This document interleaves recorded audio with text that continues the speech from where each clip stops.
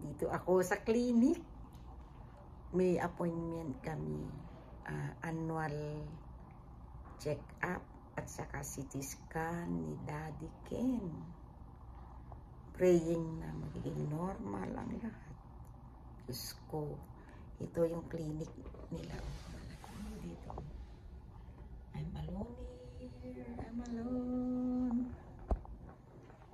Alone. Ang tanda na ng mukha ko. 66 years old. Kaya, tingnan mo tsura, pati hair, mahaba na. Wala akong magawa. Hindi on yung TV, kaya mag-selfie, mag-video. Parang nababaliw na. Antayin ko lang si Daddy Ken.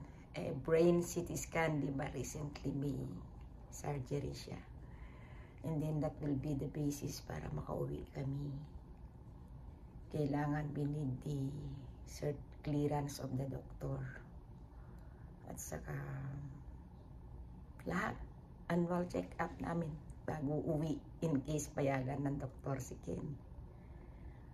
Hopefully, prayerfully, magiging normal. Thank you for watching.